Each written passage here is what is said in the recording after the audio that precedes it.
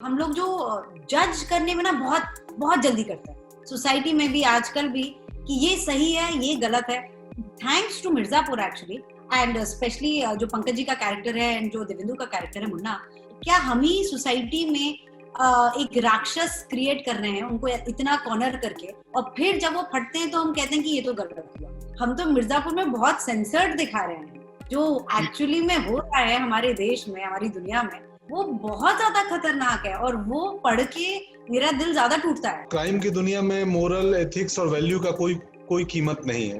उस मोरल को, उस वैल्यू को टूटते हुए देखते हैं तो समझ में आता है कि सोसाइटी के लिए ये चीजें कितनी इंपॉर्टेंट है. अगर ये ब्रेक होती हैं तो तब क्या माहौल बनता है, क्या दुनिया बनती है.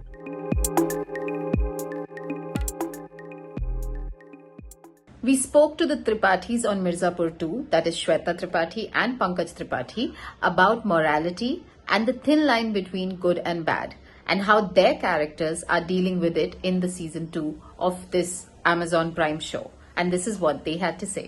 मुझे ये लगता है कि as an actor I feel very blessed कि मैं अलग अलग किरदारों को समझने की कोशिश करती हूँ. As an actor I think मेरे किरदार, मुझे my characters make me a better person, क्योंकि हम लोग जो जज करने में ना बहुत बहुत जल्दी करते हैं सोसाइटी में भी आजकल भी कि ये सही है ये गलत है. तो मुझे thanks to Mirzapur actually and specially जो पंकज जी का कैरेक्टर है एंड जो देवेंदु का कैरेक्टर है मुन्ना, कि मुन्ना जैसा है तो सब उसको गालियां देते हैं कि वो गलत है, वो गंदा इंसान है, वो ये सब करता है, लेकिन वो ऐसा क्यों बना. मेरे ख्याल से वो ज्यादा इम्पोर्टेंट है कि वो क्या हम ही सोसाइटी में एक राक्षस क्रिएट कर रहे हैं उनको इतना कॉर्नर करके, और फिर जब वो फटते हैं तो हम कहते हैं कि ये तो गलत हुआ. लेकिन मेरे ख्याल से कि as human beings it's high time we take responsibility for what we do to others as well. तो मोरालिटी का जो भी है, आई थिंक हम तो मिर्जापुर में बहुत सेंसर्ड दिखा रहे हैं. जो एक्चुअली में हो रहा है हमारे देश में, हमारी दुनिया में, वो बहुत ज्यादा खतरनाक है और वो पढ़ के मेरा दिल ज्यादा टूटता है. हमारी स्क्रिप्ट में तो हम मतलब बहुत ही छू के वापस आ रहे हैं. अगर एक्चुअली वहां की आप कहानियां सुनिए या फिर वहां की छोड़िए, आप न्यूज में आजकल देख लीजिए जो हो रहा है, दैट्स वे वर्स. करेक्ट, बिल्कुल, बहुत बढ़िया कहीं. बस मैं भी सहमत हूँ इन्हीं बातों से कि बतौर एक्टर हम जब दूसरे किरदार को, दूसरे कैरेक्टर को कर रहे होते हैं, सो हम दूसरे लोगों को एक्सप्लोर करने के चक्कर में बतौर एक्टर हम इंडिविजुअल, हमारी मोरालिटी बहुत हाई हो जाती है, क्योंकि हम दूसरे के परिस्थितियों में, उसकी कॉम्प्लेक्स में, उसकी क्राइसिस में, उसके कॉन्स्पिरेसी के बारे में हम सोचते हैं, तो हमारा मोरल लेवल बढ़ जाता है. बट सेम टाइम समहाउ कहीं ना कहीं आप किसी भी कहानी, मिर्जापुर में भी क्राइम की दुनिया में मोरल, एथिक्स और वैल्यू का कोई कीमत नहीं है. बट सेम टाइम आप जब ये बातें, हम क्राइम की कहानियां देखते हुए, मुझे लगता है कई बार व्यूअर्स को पता चलता है कि मोरालिटी कितना इंपॉर्टेंट है. बिल्कुल.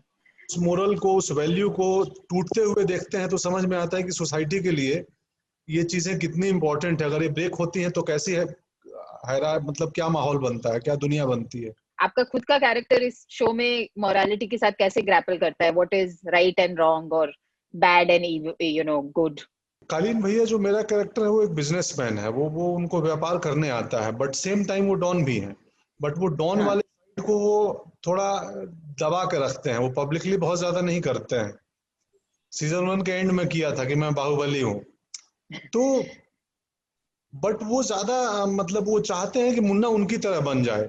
हमारे पास एक मोरल, दिखाने का मोरल अलग है और तोड़ने के लिए मोरल अलग है. तो मुन्ना का बिल्कुल वो है, दिखता है, बाहर दिखता है. कालीन भैया का जो मोरालिटी है वो देखने में बड़ी ठीक ठाक, करेक्ट लगती है, लेकिन डीप डाउन प्रॉब्लम तो वहां भी है. मतलब मौजूदा दौर में आपको कालीन भैया ज्यादा मिल जाएंगे, मुन्ना कम मिलेंगे.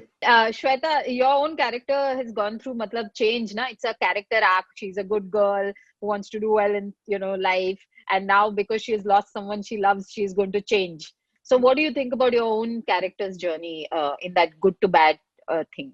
For Golu, she's a very headstrong girl who's been made to challenge her own beliefs, and that is because two people who were the closest to her, who mattered most to her, were snatched away from her. They weren't taken away, they were literally snatched. And to see something as brutal as that, in front of your own eyes where you were helpless, you couldn't do anything, it will change you. Her goal, her priorities in life has changed because her environment has changed. And मैं अगर सिर्फ violence की बात करते हैं सब मिर्जापुर को लेके, पर मैं तो ये कहना चाहूंगी कि for me Mirzapur is about relationships, it's about bonds, it's about father and son, it's about husband and wife, it is about two people who didn't see eye to eye, but now they are stuck together because they know it's survival of the fittest, and there is revenge which is fueling everything. Also, if anything, मुझे तो लगता है कि मिर्जापुर देख के लगता है कि वायलेंस से तो भाई दूर रहो, कि हमारा लोगो भी पहले मिर्जापुर सीजन 1 में पहले येलो था, अब तो इसमें भी कट पिटा के खून खराबा ये सब आ चुका है. And as an actor who's played Golu's character, there is so much sadness, there is so much heartbreak, बहुत दुख है. And that is made me reaffirm the thing that अगर आप violence और gun का रास्ता चुनेंगे तो negative ही होगा. It will end badly. हाँ. Exactly. It's not a good story. In fact, Mirzapur में कौन character है जो happy है? तो मतलब लोग सिर्फ वो मजा देखते हैं कि अरे वाह गन चलाया, बम फोड़ा के एक्शन हुआ, लेकिन मुझे लगता है कि नाउ सीजन 2 में सब उसके बियॉन्ड भी देखेंगे. होपफुली उनको महसूस होगा जो हमारे किरदारों को महसूस हुआ है, और वो जर्नी बहुत ही उथल पुथल है. ये हम में से किसी के लिए it's not been a cake walk. As you said कि the show is also about relationships, तो बहुत सारे चीजें लोग प्यार में ही करते हैं और उससे ही हम justify करते हैं कि because we love this person we are behaving like this. According to you guys, what causes more havoc? प्यार या love for power or ambition? What is the main motivational goal in that way? मुझे लगता है कि किसी चीज से भी ऑब्सेस्ड होना अच्छा नहीं है. अगर आप वो वर्कआउट से भी, जिम से भी ऑब्सेस हो जाओगे तो वो भी अच्छा नहीं है. तो बैलेंस और रिस्पेक्ट, ये मैंने मतलब बचपन से लेके आज तक मैं ये कंक्लूजन पे आई हूँ कि ये दोनों चीजें बहुत जरूरी हैं. इंडी सिनेमा का, कमर्शियल सिनेमा, या फिर खाना खाना या मेडिटेशन करना, मतलब मेरे ख्याल से बैलेंस और रिस्पेक्ट जब तक आपकी लाइफ में है तो वो बढ़िया जा सकती है, आप थोड़े इन कंट्रोल में जा सकती है. तो मेरा तो यही मानना है कि और पावर जैसी चीज ना आपके दिमाग को खराब कर सकती है. इसलिए फॉर एग्जांपल मैं ट्रोलिंग मुझे अफेक्ट नहीं करती है, क्योंकि मैं अगर कोई कॉम्प्लीमेंट भी देता है मुझे तो मैं वो सर पे नहीं ले लेती हूँ. मतलब मुझे अच्छा लगता है उस सेकंड के लिए और फिर मैं कोशिश करती हूँ कि मैं भूल जाऊँ. अच्छी चीज ले रही हूँ तो फिर मुझे वो बुरी चीजें भी मैं एक्सपोज कर रही हूँ अपने आप को. और मुझे भाई मतलब मुझे अपनी शोज में और अपनी एक्टिंग में बहुत सारा ड्रामा चाहिए और वो ग्रे कैरेक्टर लाइफ में नहीं चाहिए. मतलब लाइफ जो है सिंपल होना चाहिए और कैरेक्टर जो है कॉम्प्लेक्स होना चाहिए, तभी बिल्कुल बिल्कुल. सर आप बताइए, what do you think, like does love make you to love put off your moral compass खत्म हो जाता है जब प्यार बीच में आता है? तो मुझे तो हमेशा से ना ये 3 परिवारों की कहानी लगती है. श्वेता ने जैसे बोला कि एक बाहुबली का परिवार, एक पुलिस वाले का परिवार और एक वकील का परिवार. एक तो ये हमारे सोसाइटी के 3 साइड हैं सिस्टम के, और उन 3 साइड से एक परिवार को सिलेक्ट किया गया है इस कहानी को कहने के लिए. मैंने तो ऐसे सोचा ही नहीं था. Now I am looking at it in a different lens. Society के जो 3 इंपॉर्टेंट हिस्सा है, एक जुडिशरी, एक पुलिस और एक क्राइम और पॉलिटिक्स.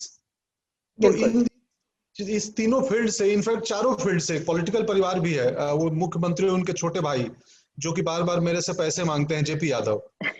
तो ये दरअसल इन 4 सेक्टर के परिवारों की कहानी है. अब वहां पे प्रेम भी है, अब वहां पे पावर का भी खेल है, अब वहां पे व्यापार भी है, पैसा भी जरूरी है. इनको पैसे बनाने हैं तो उनको भी पैसे चाहिए. उसमें जो न्यायिक तंत्र है, जो जुडिशरी सिस्टम है, उसमें एक ईमानदार वकील है, उसके 2 बेटे, जिसका नाम था जस्टिस दिलवाना, वो 2 बेटे क्राइम वाले परिवार में आ जाते हैं हमारे परिवार में. तो देखो ये बिल्कुल मतलब ये वही है, इन 4 परिवारों की कहानी है और वो 4 परिवार हमारे सिस्टम के 4 हिस्से हैं. और वही है, प्यार है उसमें, प्यार के चक्कर में भी बहुत कुछ हो रहा है, पावर के चक्कर में बहुत कुछ हो रहा है. हम ह्यूमन है ना बेसिकली. जो एक्टिंग में नवरस की एक थ्योरी है, नवरस, हाँ.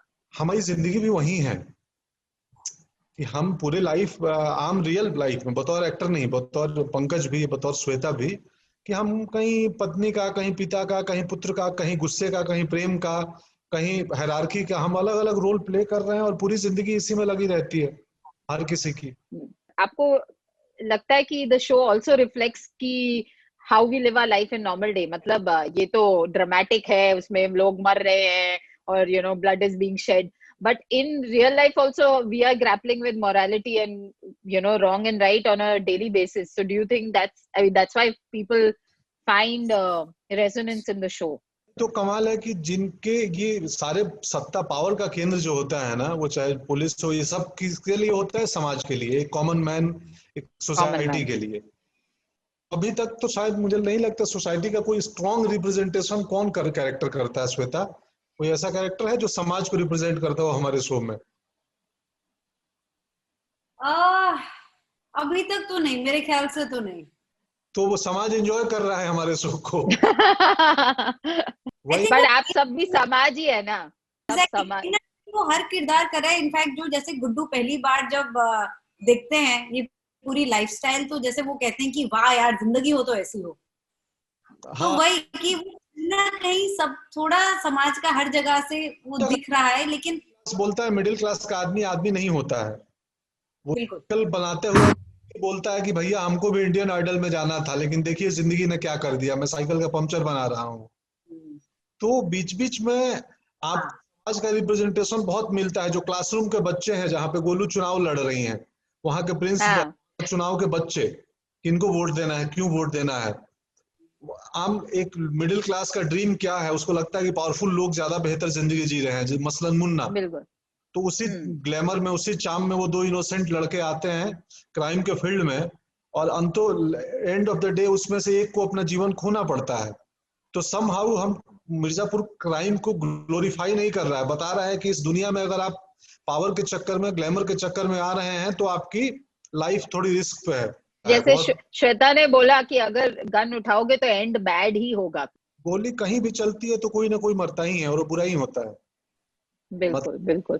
दुखों ने कहीं पे कुछ बहुत बेहतर नहीं किया है। अगर कुछ मिर्जापुर से लर्न कर सकते हैं तो क्या कर सकते हैं? What can the audience take away from this season? मेरे हिसाब से तो वही है कि जो ये मोरल एथिक्स की बातें हैं, कि हम मनोरंजन करते करते, भले हमारा प्राइमरी लेयर दिखता है एंटरटेनमेंट का, एक डार्क ग्रिटी ड्रामा का, लेकिन अब आप उसके डेप्थ में जाएंगी या सबटेक्स्ट ढूंढेंगी तो सबटेक्स्ट में कहीं ना कहीं वो बहुत छोटी छोटी चीजें कह रही है कहानी। सिर्फ मनोरंजन नहीं कर रही है, एक बात कह रही है सेकंड लेयर पे, जो यही सब है। टाइम की दुनिया आप किसी को भी कभी बेहतर जगह तो नहीं पहुंचाती है। I think as a society भी बहुत कुछ है सीखने को मिर्जापुर से। एंड मेरी यही रिक्वेस्ट है कि जज ना करें, अगर तकलीफ है तो डेफिनेटली बात करें, और अगर बातों से सोल्यूशन निकल सकता है और वो हमेशा निकल सकता है तो वो कोशिश करें, क्योंकि और ये जो मैडनेस है वो स्क्रीन पे ही रहने दें और या मीम्स बना के ही खत्म कर दें। ये किसी को भी हम मोटिवेट या इंस्पायर करने की कोशिश नहीं कर रहे हैं। ये एक फिक्शनल कहानी है, जैसे लोग गेम ऑफ थ्रोन्स देखते हैं और उसका मतलब कोई व्हाइट वॉकर्स को ढूंढने नहीं जाते हैं, तो वैसे भी ये भी फिक्शनल शो ही है। किसी भी फिक्शनल शो में ना आप देखेंगे, मिर्जापुर या कोई भी, खास मिर्जापुर की बात की, अगर बुरे लोग, विलेंस अगर मिर्जापुर के हैं तो हीरो जो भी है वो भी मिर्जापुर के ही हैं। वो हीरो दूसरी दुनिया से कोई नहीं आ रहा है। इस पूरे घटनाक्रम में अगर कोई कैरेक्टर आपको पॉजिटिव निकल के आता है और कुछ बेहतर बात करता है तो वो भी उसी दुनिया का है। बिल्कुल। हाँ, हमारे समाज में हर किस्म के लोग हैं, कि ऐसा नहीं है कि सब बुरे हैं और ऐसा नहीं कि सब अच्छे हैं। हम सब थोड़ी सी ग्रे एरिया में जीते हैं। वक्त आने पे हम अच्छा और बुरा दोनों हो जाते हैं, और इसको बिल्कुल मनोरंजन के तौर पे लें। बिल्कुल। Thank you so much. Thank you for taking time both of you. Thank you so much. Thank you. Thank you. Bye. Subscribe to Midday India. Get direct notifications on all our videos by clicking on the bell icon.